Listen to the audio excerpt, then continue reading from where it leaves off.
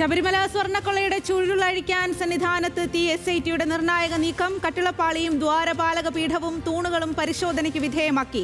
ഹൈക്കോടതി നിർദ്ദേശപ്രകാരമുള്ള നടപടി സ്വർണത്തിന്റെ കാലപ്പഴക്കവും തൂക്കവും കണ്ടെത്താൻ പോലീസ് രേഖകൾ ആവശ്യപ്പെട്ട് ED നൽകിയ ഹർജി ചീഫ് ജസ്റ്റിസിന് കൈമാറി ഹൈക്കോടതി ഡിവിഷൻ ബെഞ്ച്.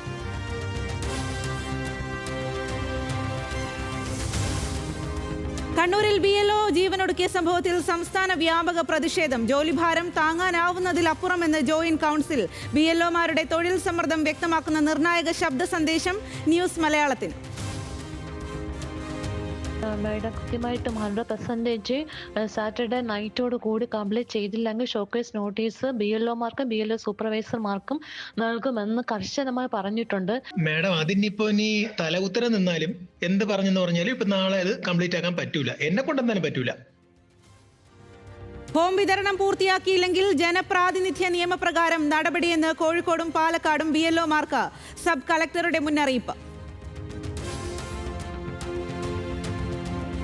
പയ്യന്നൂരിൽ BLO ജീവനൊടുക്കിയതിൽ CPIM-നെതിരെ ആഞ്ഞടിച്ച് കോൺഗ്രസ്. അനീഷ് ജോർജിന്റെ മരണത്തിന് പിന്നിൽ CPIM-ന്റെ ഭീഷണിയെന്ന് VD സതീശൻ. കോൺഗ്രസ് ബൂത്ത് ഏജന്റുമായുള്ള അനീഷിന്റെ സംഭാഷണം പുറത്തുവിട്ട് കണ്ണൂർ DCC അധ്യക്ഷൻ മാർട്ടിൻ ജോർജ്. കള്ളവോട്ട് ചേർക്കാൻ ഭീഷണിപ്പെടുത്തിയെന്ന ആരോപണങ്ങൾ തള്ളി CPIM. കേരളത്തിന് പിന്നാലെ രാജസ്ഥാനിലും BLO ജീവനൊടുക്കിയെന്ന് റിപ്പോർട്ട്. ട്രെയിൻ തട്ടി മരിച്ച നിലയിൽ കണ്ടെത്തിയത് 45-കാരനായ മുകേഷ് ജാൻഗിഡിനെ. SIR-മായി ബന്ധപ്പെട്ട ജോലി സമ്മർദ്ദത്തെ തുടർന്നാണ് ജീവനൊടുക്കിയതെന്ന് സഹപ്രവർത്തകർ.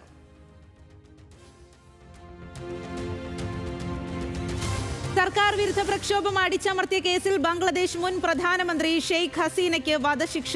പ്രക്ഷോഭകാരികൾക്ക് നേരെ മാരകായുധം ഉപയോഗിക്കാൻ ഹസീന ഉത്തരവിട്ട് എന്ന് ധാക്കയിലെ അന്താരാഷ്ട്ര കുറ്റകൃത്യ ട്രൈബ്യൂണൽ. മാനവികതയ്ക്കെതിരെ അധികാര കേന്ദ്രം നടത്തിയ ആക്രമണമെന്നും കോടതി.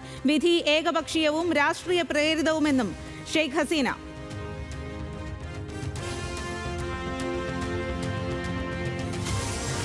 തൃപ്പൂണിത്തുറ നിയമസഭാ തെരഞ്ഞെടുപ്പ് കേസ് പിൻവലിച്ച M. സ്വരാജ്. ഹൈക്കോടതി വിധിക്കെതിരെ സുപ്രീം കോടതിയിൽ നൽകിയ അപ്പീൽ പിൻവലിച്ചു. അപ്പീൽ അപ്രസക്തമായി എന്ന് കോടതിയെ അറിയിച്ച് സ്വരാജ് നിയമ പോരാട്ടം നടത്തിയത് UDF നേതാവ് K. ബാബുവിന്റെ തെരഞ്ഞെടുപ്പ് വിജയം ചോദ്യം ചെയ്ത്.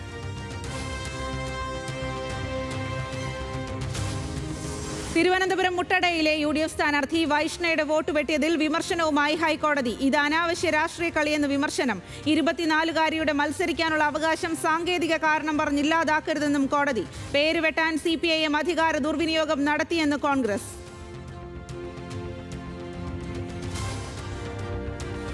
തദ്ദേശ തെരഞ്ഞെടുപ്പിനുള്ള പ്രകടന പത്രിക പുറത്തിറക്കിയ LDF. വീടും ജനകീയ ഭക്ഷണശാലയും ഉൾപ്പെടെ ജനകീയ വാഗ്ദാനങ്ങൾ. 20 ലക്ഷം സ്ത്രീകൾക്ക് 5 വർഷത്തിനുള്ളിൽ തൊഴിലെന്നും പ്രകടന പത്രിക.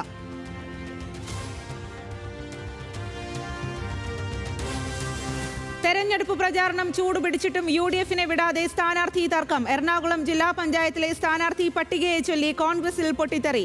2ാം ഘട്ട പട്ടിക KPCC പുനഃപരിശോധിച്ചേക്കും. സീറ്റ് വാഗ്ദാനം നൽകി വഞ്ചിച്ചെന്ന് ആരോപിച്ച ആലപ്പുഴയിൽ പ്രാദേശിക നേതാവിന്റെ ആത്മഹത്യാശ്രമം.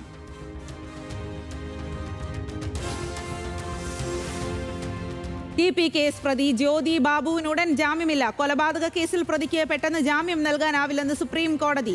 വിചാരണ കോടതി രേഖകൾ പരിശോധിച്ച ശേഷം നടപടി. KK രമയുടേത് ഗ്യാലറിക്ക് വേണ്ടിയുള്ള ആരോപണമെന്ന് സംസ്ഥാന സർക്കാർ.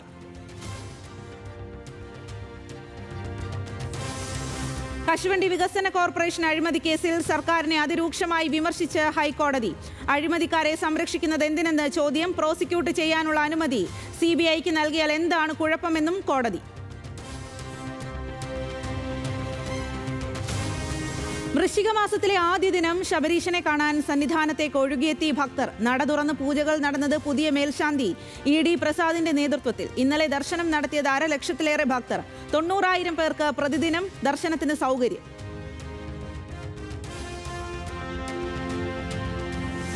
വിവാദങ്ങളൊക്കെ വന്നല്ലോ. ആ ഘട്ടത്തിലൊക്കെ എന്താ തോന്നുന്നത്? എന്തായിരിക്കും അത് അതിന്റെ വഴിക്ക് പൊക്കോട്ടെ ആണ് അത് അങ്ങനെ. കാരണം ഞാനൊരു ഇൻഡിപെൻഡൻ്റ് ആർട്ടിസ്റ്റാണ്. ഞാൻ ചെയ്ത ആർട്ടുകളൊക്കെ ഇൻഡിപെൻഡൻ്റ് ആയിട്ടുള്ള പ്ലാറ്റ്ഫോമുകളിലൊക്കെ അവൈലബിൾ ആണ്. പാട്ട് അവിടെ ഉണ്ട്, പാട്ടെടുത്ത് കളയാൻ പറ്റില്ലല്ലോ. അപ്പോൾ ആശ്വാസം ഉണ്ട്.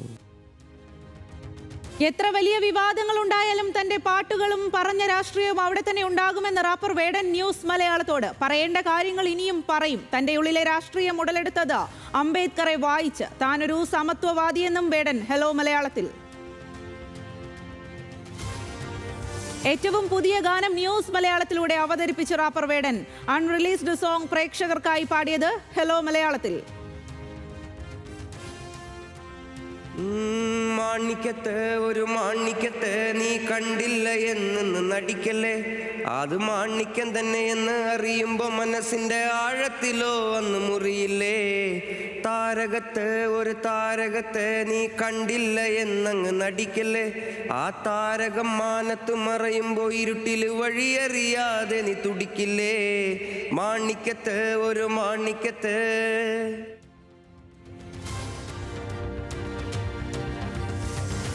അതിദാരിദ്ര്യമുക്ത പ്രഖ്യാപനത്തിൽ കേരളത്തെ പ്രശംസിച്ചത് എക്കണോമിസ്റ്റ് ലേഖനം. സാമൂഹ്യക്ഷേമത്തെക്കുറിച്ച് കേരളത്തിന് ഇന്ത്യയെ ചിലതൊക്കെ പഠിപ്പിക്കാനാകുമെന്ന ലേഖനത്തിൽ കേരള നേട്ടങ്ങളെ കണ്ണടച്ച് ഇരുട്ടാക്കുന്നവർക്കുള്ള മറുപടിയെന്ന് മന്ത്രി എം.ബി. രാജേഷ്.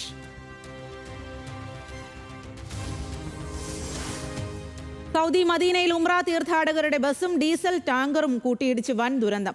42 ഹൈദരാബാദ് സ്വദേശികൾക്ക് ദാരുണാന്ത്യം. മരിച്ചവരിൽ 20 സ്ത്രീകളും 11 കുട്ടികളും. ഇടിയുടെ ആഘാതത്തിൽ തീഗോളമായി വാഹനങ്ങൾ.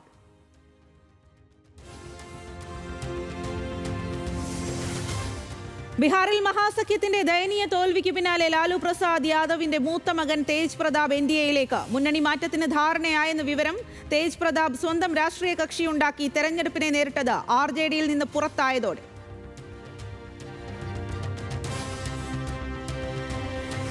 ബീഹാറിൽ പുതിയ NDA സർക്കാരിന്റെ സത്യപ്രതിജ്ഞ വ്യാഴാഴ്ച. പറ്റ്നയിലെ ഗാന്ധി മൈതാനത്ത് നടക്കുന്ന ചടങ്ങിൽ പ്രധാനമന്ത്രി ഉൾപ്പെടെയുള്ളവർ പങ്കെടുക്കും.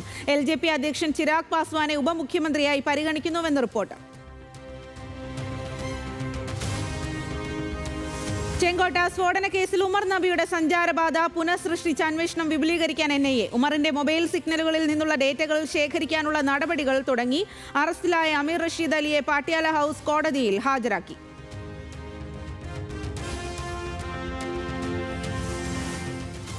SIR പുതിയ തരം രാഷ്ട്രീയ ഉന്മൂലനമെന്ന് കേന്ദ്രമന്ത്രി നിർമ്മല സീതാരാമന്റെ ഭർത്താവും എക്കണോമിസ്റ്റുമായ പരകാല പ്രഭാകർ. പട്ടിക പരിഷ്കരണം നടപ്പാക്കുന്നത് രാഷ്ട്രീയ ആയുധമാക്കി. പരിഷ്കരണത്തിന്റെ പേരിൽ ന്യൂനപക്ഷങ്ങളെ അടക്കം വെട്ടിക്കളഞ്ഞെന്നും പ്രഭാകർ.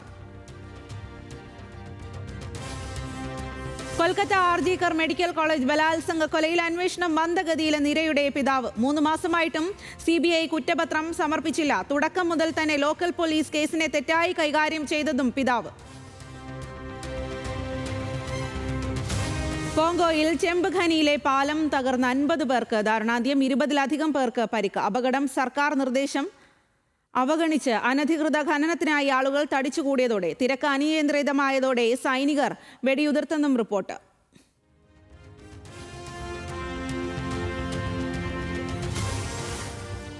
ന്യൂയോർക്ക് നിയുക്ത മേയർ സൊഹ്റാൻ മംദാനിയുമായി കൂടിക്കാഴ്ചയ്ക്ക് ഒരുങ്ങി ഡൊണാൾഡ് ട്രംപ്. പ്രഖ്യാപനം ന്യൂയോർക്കിന്റെ പുരോഗതിക്കായി ട്രംപ് അടക്കം ആരുമായി സഹകരിക്കും എന്ന മംദാനിയുടെ പ്രസ്താവനയ്ക്ക് പിന്നാലെ തീയതി പിന്നീട് നിശ്ചയിക്കുമെന്ന് വൈറ്റ് ഹൗസ്.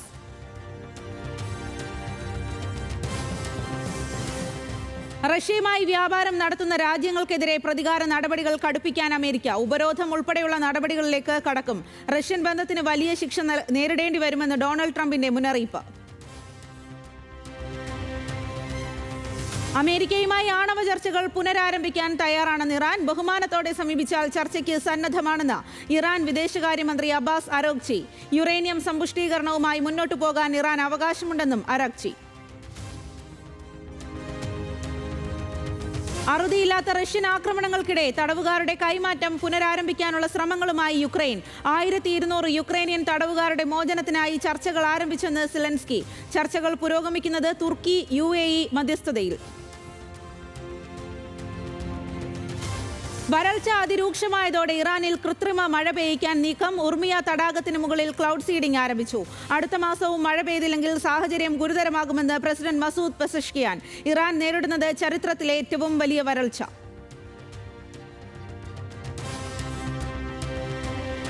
നടൻ എന്നൊരു നിലയിൽ താനൊരു പരാജയമെന്ന തുറന്നു പറച്ചിലുമായി കേന്ദ്രമന്ത്രി ചിരാഗ് പാസ്വാൻ. സിനിമാ ജീവിതം അനുയോജ്യ പണിയല്ല എന്ന് തിരിച്ചറിഞ്ഞു. പ്രതികരണം ആദ്യ ചിത്രം മിലീന മിലേഹം പരാജയപ്പെട്ടത് ചൂണ്ടിക്കാട്ടി. തെന്നിന്ത്യൻ സൂപ്പർ സ്റ്റാർ രജനീകാന്തിനെയും ബാലയ്യയെയും ആദരിക്കാൻ ഗോവ അന്താരാഷ്ട്ര ചലച്ചിത്രമേള. ഇന്ത്യൻ വാണിജ്യ സിനിമയ്ക്ക് വലിയ നേട്ടങ്ങൾ നൽകിയ ചിത്രങ്ങൾ സമ്മാനിച്ചതിന് അംഗീകാരം. ആദരം. ഇരുവരും അഭിനയ രംഗത്ത് 50 വർഷം പൂർത്തിയാക്കിയ വേളയിൽ